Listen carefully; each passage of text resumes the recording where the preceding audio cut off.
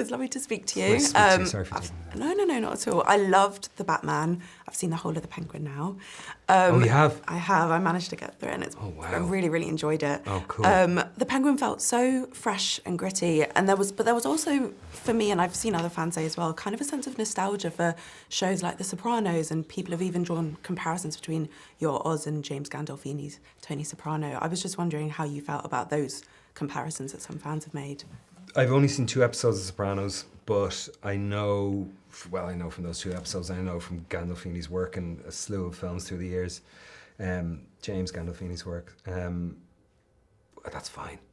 That's totally fine. I mean, God, I've been compared to worse in my time. And I know that Sopranos was kind of a turning point, a kind of in the history of the evolution of television as well, and what was capable in regards to dramatic narrative in television. So.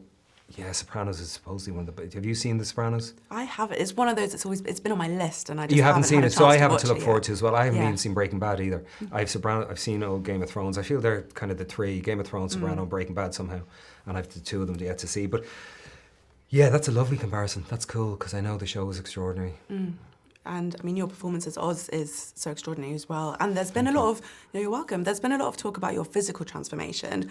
I would love to hear also about the preparation that you made mentally for this role. Yeah. You know, coming back to play Oz, we see him do awful things. We also learn about his backstory as well. So how did you prepare mentally to return to this character?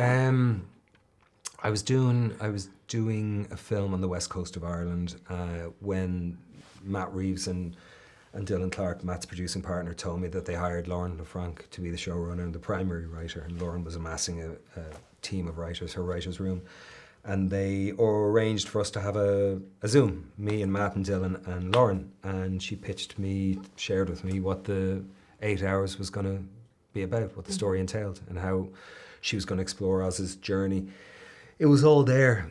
It was all there in the page. You know, there wasn't that much research to do. It was just a case of taking really there was 450 or 500 pages of drama that they wrote, and it was all extraordinary, and it was twisting and turning, and it was full of regret, and it was full of vengeance, and it was full of sorrow and pain, and it was full of nefarious activities and violence and longings and disappointments. It was so rich. It was Greek in its kind of tragedy and elements, you know.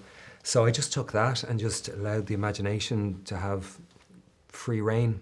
You know, that what was written mixed with what Mike Marino created was kind of an extraordinary source of inspiration for me. It was kind of, and then you just end up being like obsessed by it, you know. It kind of becomes, you know, your kids are 3,000 miles away, your family's 3,000 miles away, you're in a hotel room, and this is your purpose in life for this 3 or 5 months. And so you lean into that, and you spend most of your waking hours going over it and thinking about it and thinking about backstory and thinking about certain scenarios and situations the character might find themselves in that aren't in the script or are, and all of a sudden it begins to have a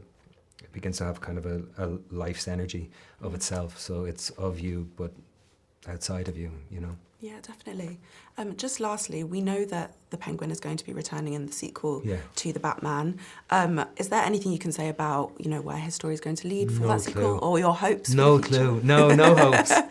No hopes. Not in general. I shouldn't put my hands like that means in general, but hopes in life. But in relation to this, no. And this all seems very fresh. Like we only wrapped.